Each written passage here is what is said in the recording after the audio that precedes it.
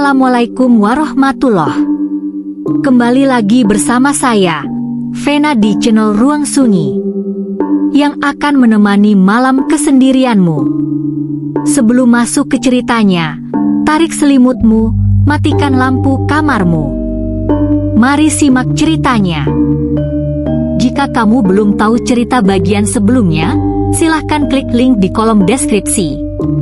Jika sudah, mari simak cerita selanjutnya. Baron menoleh cepat. Jantungnya berdebar. Siapa di sana? Tidak ada jawaban. Ia mendekat, perlahan membuka pintu lemari. Kosong. Ia menghela napas, menutupnya kembali. Tapi saat ia berbalik, duar! Lampu kamar mendadak padam. Dalam sekejap, suasana kamar diselimuti kegelapan total. Hanya cahaya remang dari jalan yang menerobos lewat kisi-kisi ventilasi. Kemudian terdengar suara gesekan kain. Lembut, pelan, dari balik pintu. Ceraa. Pintu kamar berderit membuka perlahan. Padahal sudah dikunci. Baron mundur. Jantungnya berpacu. Tangannya meraba-raba meja, mencari benda apapun untuk berjaga. Lalu muncul bayangan. Seseorang berdiri di ambang pintu. Tinggi. Diam. Tak bergerak. Cahaya samar dari luar menampakkan kain putih lusuh yang membungkus seluruh tubuh sosok itu. Tubuhnya kaku. Kepalanya sedikit miring. Tangan terikat di sisi tubuh. Dan dari celah kain yang tak rapat di bagian wajah, darah menetes. Baron terjatuh ke belakang. Hahendra. Sosok itu melompat dengan kecepatan tak masuk akal, menghantam tubuh Baron dan menindihnya. Baron berteriak histeris, tapi suara itu seperti tercekik di tenggorokannya. Ia mencoba meronta, tapi tubuhnya membeku. Dua mata putih pucat menatap langsung ke matanya. Nafas busuk, seperti tanah basah dan daging membusuk, memenuhi udara. Lo yang matiin gue. Sekarang gantian lo yang gue kubur. Baron menjerit. Tapi suaranya hanya menggema di dalam kepala. Dan sebelum pingsan, hal terakhir yang ia lihat adalah tangan terbungkus kain putih itu meraih lehernya, dengan cengkeraman dingin seperti kematian. Keesokan paginya, tetangga kos menemukan kamar Baron berantakan. Barang-barang berserakan, kasur terbalik, dan lemari terbuka lebar. Tapi Baron tidak ditemukan di mana-mana. Di lantai kamar, hanya ada satu hal. Jejak kaki berlumpur menuju ke arah tembok. Dan di tembok itu, tertulis dengan tanah merah. Satu sudah. Dua lagi.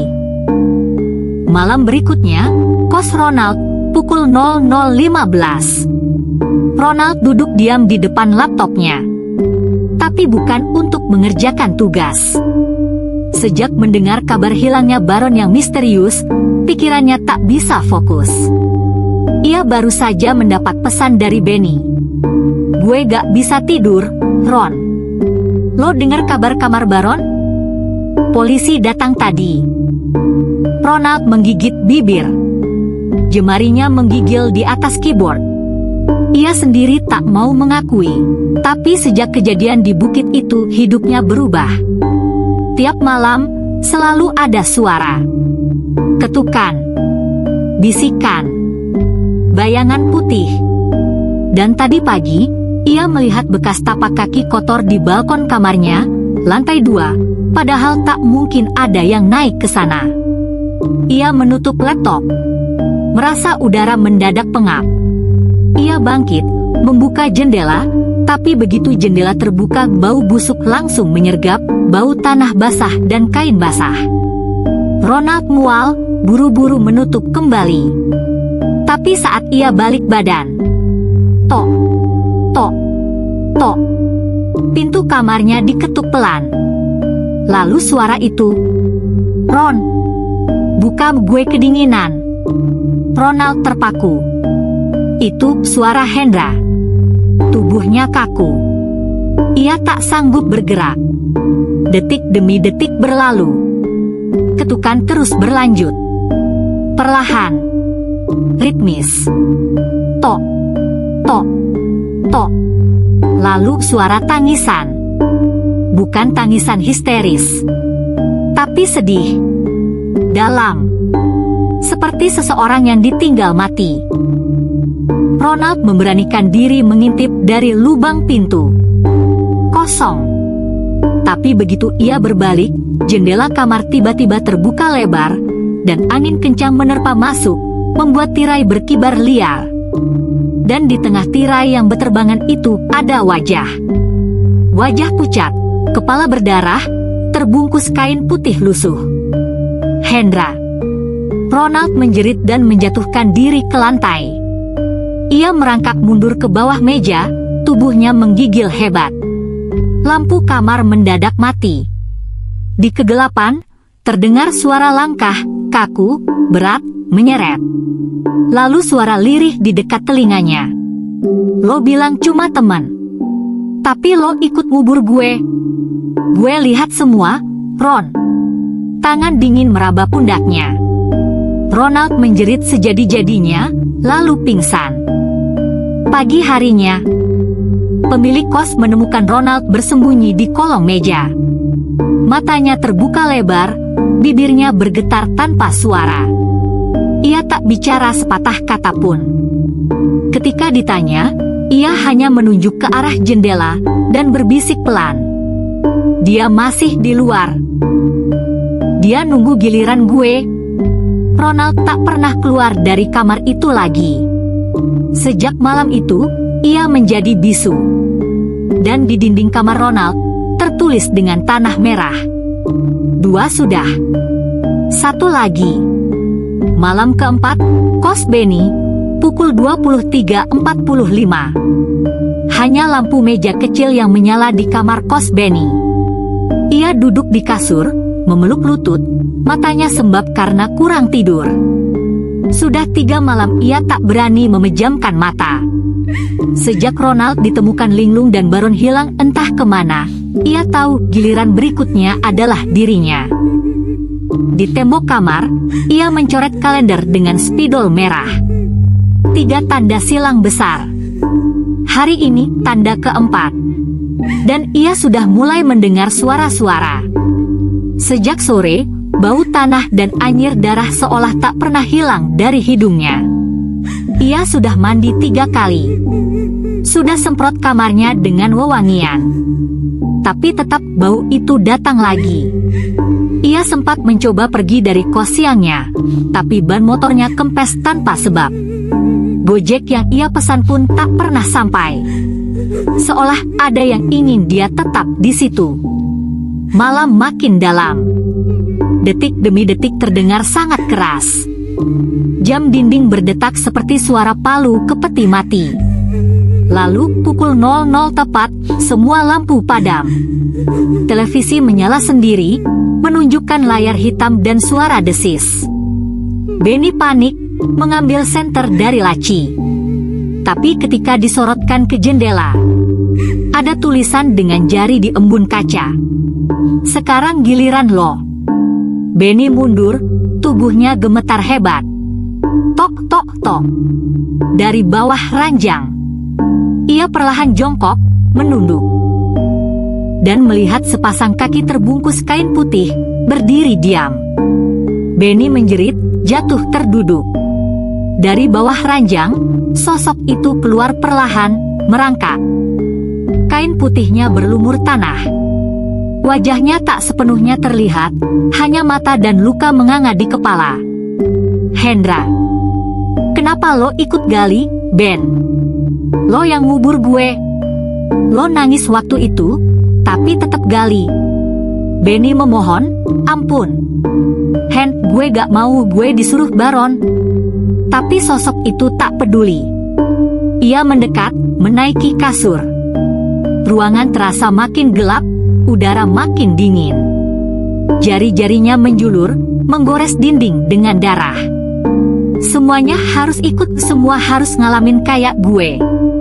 lampu tiba-tiba menyala. Kosong. Tak ada siapa-siapa. Tapi kamar Benny berantakan, seolah habis diterjang badai. Dan di tengah lantai, ada gundukan tanah kecil, seperti pusara.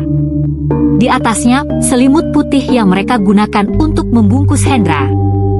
Keesokan harinya, teman kos menemukan Benny duduk di pojokan kamar, memeluk lutut, menatap kosong. Mulutnya hanya berkomat kamit. Tangannya gemetar, menunjuk-nunjuk ke arah lantai, lalu menutup wajahnya ketakutan. Kos Benny, pukul 22.10. Udara malam terasa berat. Kamar Benny gelap, hanya lampu kecil di pojok yang menyala redup. Di pojokan kamar, Benny duduk memeluk lutut, tubuhnya kotor dan mata merah. Sudah berhari-hari ia hidup dalam ketakutan. Ia bahkan tak yakin apakah hari itu benar-benar nyata, atau hanya lanjutan dari mimpi buruk yang terus menghantuinya. Tiba-tiba, dua, pintu kamarnya digedor keras dari luar. Benny melonjak kaget. Jantungnya hampir berhenti. Tubuhnya gemetar. Benny, buka, ini gue. Ronald. Suara itu manusia. Tapi Benny masih ragu. Teror yang ia alami membuatnya tak percaya lagi pada apapun. Ia merangkak perlahan ke arah pintu. Cepat, Ben. Gue tahu lo di dalam. Ini beneran gue. Setelah beberapa detik tegang, Benny akhirnya membuka pintu sedikit. Matanya mengintip dari celah. Di luar, Ronald berdiri, wajahnya pucat, berkeringat. Ia tampak benar-benar panik dan hidup. Masuk, gumam Benny pelan. Ronald masuk terburu-buru dan langsung menutup pintu, menguncinya. Mereka duduk saling menatap dalam diam. Nafas keduanya masih memburu, seperti dikejar sesuatu. Baron hilang. Lo juga dapat semua gangguan itu, kan? Ronald mulai. Benny hanya mengangguk pelan. Dia datang tiap malam dari jendela, dari bawah kasur, dari lemari. Dia bilang, gue yang ngubur dia. Suara Benny bergetar. Ronald menarik napas panjang. Gue gak tahan, Ben. Kita harus lapor. Kita harus bilang ke polisi soal malam itu di puncak. Benny menunduk. Kalau kita bilang, kita bisa dipenjara, Ron. Lo pikir kita masih bisa hidup normal? Baron hilang. Gue hampir mati dicekik. Lo jadi kayak gini. Kita udah dihukum, Ben. Dan dia gak bakal berhenti. Benny terdiam. Wajahnya pucat pasi. Tapi dalam hati kecilnya, ia tahu Ronald benar. Setiap malam adalah neraka. Dan makin mereka diam, makin kuat teror itu. Gimana kalau mereka gak percaya? Tanya Benny lirih. Gue gak peduli. Kita datang ke kantor polisi. Kita omongin semuanya. Kita kasih tahu lokasi Hendra dikubur. Kita harus ngelakuin yang benar. Atau kita bakal nyusul Baron. Sunyi. Lalu akhirnya, dengan suara pelan, Benny mengangguk. Oke. Besok pagi, kita lapor. Pagi hari, kantor polisi sektor pinggiran Jakarta. Ronald dan Benny duduk berdampingan di ruang tunggu. Wajah mereka pucat, mata sembab, tubuh lemah seperti kehilangan jiwa. Setelah bermalam diliputi rasa takut, akhirnya pagi itu mereka memutuskan menyerahkan diri. Seorang petugas polisi menyambut mereka. Awalnya ramah, namun ketika mereka menyampaikan maksud mereka datang. Kami terlibat kematian teman kami di atas bukit minggu lalu. Petugas terdiam. Pandangannya berubah serius. Tak butuh waktu lama, Ronald dan Benny dibawa ke ruang penyidik. Di sana, dengan suara bergetar, mereka menceritakan semuanya. Pendakian bersama Baron, Ronald, Benny, dan Hendra. Pertengkaran antara Hendra dan Baron. Kecelakaan yang menewaskan Hendra. Ketakutan, pembungkusan tubuh dengan selimut. Penguburan diam-diam dekat area hutan. Penyidik sempat mengira itu karangan. Tapi ekspresi Ronald dan Benny tak bisa dipalsukan, ketakutan mereka terlalu nyata. Terlebih ketika mereka menunjukkan lokasi pasti di peta tempat Hendra dikubur. Sore hari, bukit tempat kejadian. Beberapa polisi bersama tim forensik mendaki jalur bukit yang disebutkan. Ronald dan Benny ikut serta, tangan diborgol, wajah tertunduk. Udara terasa berat. Lokasi mulai hening saat mereka mendekati area yang ditunjuk. Di sini, ujar Benny pelan, menunjuk ke tanah yang sedikit gembur dan ditumbuhi rumput liar. Petugas mulai menggali. Sekop demi sekop tanah disingkirkan. Aroma busuk langsung menusuk. Tak lama, tampak secuil kain putih kotor yang terbungkus rapat. Beberapa menit kemudian, mereka menemukan jasad laki-laki, kaku, membusuk, dan dibalut selimut putih lusuh. Tubuhnya penuh luka, terutama di kepala. Dan tangan-tangan yang terikat rapat di sisi tubuh. Persis seperti pocong. Salah satu polisi memalingkan wajah karena mual. Tim forensik langsung mengamankan lokasi. Setelah pemeriksaan awal, identitas ditemukan, dompet dengan KTP atas nama Hendra Setiawan, mahasiswa, usia 21 tahun. Ini pembunuhan yang ditutupi dan dengan cara yang sangat tidak manusiawi, gumam salah satu penyidik. Ronald menangis. Benny jatuh terduduk di tanah. Malam hari, kantor polisi. Berita mulai menyebar. Media lokal mulai mengendus kasus ini. Ronald dan Benny resmi ditahan untuk pemeriksaan lebih lanjut. Sementara itu, Baron masih dinyatakan hilang.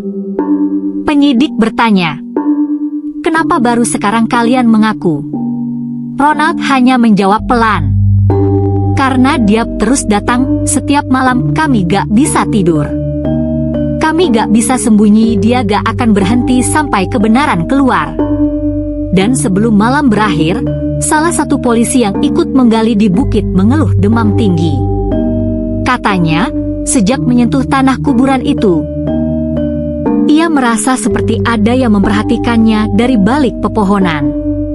Beberapa hari setelah pengakuan dan penemuan jasad Hendra, Ronald dan Benny ditahan di rumah tahanan sementara. Keduanya kini tenang. Bukan karena mereka tak lagi dihantui rasa bersalah, tapi karena teror yang dulu setiap malam datang kini lenyap. Tak ada lagi bisikan dari bawah tempat tidur. Tak ada lagi wajah Hendra dengan luka berdarah dan tatapan kemarahan. Untuk pertama kalinya setelah kejadian itu, mereka bisa tidur. Jenazah Hendra dipulangkan ke kampung halamannya di Jawa. Pemakaman dilakukan secara layak oleh keluarga dan warga desa. Isak tangis mengiringi jenazah saat diturunkan ke liang kubur. Ibunya berkata sambil memegang nisan, "Akhirnya kamu pulang, Le, maaf ibu lama carinya. Semoga sekarang kamu bisa tenang." Beberapa minggu kemudian, kantor polisi. Penyelidikan kasus kematian Hendra ditutup dengan keputusan. Ronald dan Benny dinyatakan terlibat dalam penutupan kejadian.